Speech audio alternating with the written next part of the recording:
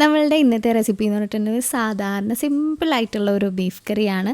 ഇത് നമ്മൾ ആകെ യൂസ് ചെയ്യണത് ബീഫ് കറിയുടെ മസാല മാത്രം യൂസ് ചെയ്തിട്ടുള്ള ഒരു ബീഫ് കറിയാണ് കേട്ടോ. അതായത് ഒരൊറ്റ മസാല, ബീഫ് മസാല മാത്രം യൂസ് ചെയ്തിട്ടുള്ളത്. നമ്മൾ സാധാരണ വീട്ടിലൊക്കെ എളുപ്പത്തിൽ ചെയ്തെടുക്കാൻ പറ്റുന്ന ഒരു ഈസി മെത്തേഡാണ്. അപ്പോൾ അതിന് വേണ്ടിയിട്ട് ഞാനിവിടെ 1 കിലോയോളം ബീഫ് എടുത്തിട്ടുണ്ട്. അപ്പോൾ ബീഫ് ആദ്യം ഒന്ന് വേവിച്ചെടുക്കണം. അതിന് വേണ്ടിയിട്ട് കുക്കറിലേക്ക് ഇട്ടിട്ട് അതിലേക്ക് ആവശ്യമായിട്ടുള്ള ഉപ്പും അതുപോലെ തന്നെ ഇഞ്ചി വെളുത്തുള്ളി നന്നായിട്ട് ചതച്ചത്, 1 ടീസ്പൂൺ ടേബിൾ മഞ്ഞൾപ്പൊടി, ആവശ്യത്തിനുള്ള ഉപ്പ്, ഇത്രയും സാധനങ്ങൾ ചേർത്തിട്ട് ഒന്ന് നന്നായിട്ടൊന്ന് മിക്സ് ചെയ്ത് ഒട്ടും തന്നെ വെള്ളം ഒഴിക്കാതെ നമ്മളൊന്ന് കുക്കറിലൊന്ന് ജസ്റ്റ് ഒന്ന് വേവിച്ചെടുക്കുകയാണ്.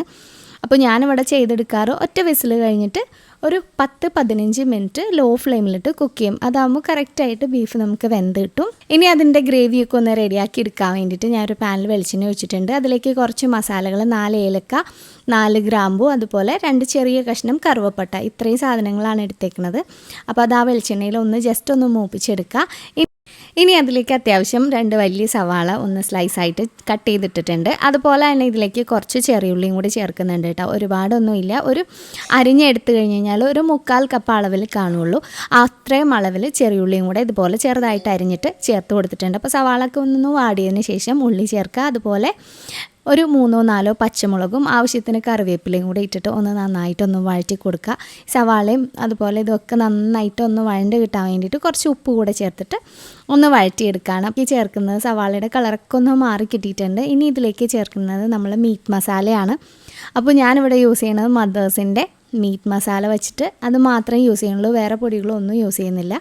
അപ്പോൾ അതുകൊണ്ട് തന്നെ ആ ഒരു മീറ്റ് മസാലയിൽ നിന്ന് ഞാനിവിടെ ഒരു 3.25 ടേബിൾ സ്പൂൺ അളവിൽ മസാല ചേർത്ത് കൊടുത്തിട്ടുണ്ട്. അതാണ് കറക്റ്റ് 1 കിലോയ്ക്കുള്ള ആ ഒരു കണക്ക്. അപ്പോൾ 3.25 മുതൽ 4 ടേബിൾ സ്പൂൺ വരെ ചേർക്കാം. അപ്പോൾ അതും കൂടെ ചേർത്തിട്ട് ഒന്ന് നന്നായിട്ടൊന്ന് വഴറ്റി കൊടുക്കുക. നന്നായിട്ട് വഴറ്റി ആ പൊടിയൊക്കെ ഒന്ന് നന്നായിട്ട് മൂത്ത് വരുമ്പോൾ നമുക്കിതിലേക്ക് 2 ചെറിയ തക്കാളിയുടെ പേസ്റ്റ്, അല്ലാന്നുണ്ടെങ്കിൽ വലിയ തക്കാളിയാണെന്നുണ്ടെങ്കിൽ ഒരെണ്ണമൊക്കെ മതിയാകും, അതും കൂടെ ചേർത്തിട്ട് ആ തക്കാളിയുടെ റോ ടേസ്റ്റൊക്കെ ഒന്ന് മാറി കിട്ടണം, ഒന്ന് വഴണ്ട് കിട്ടണം.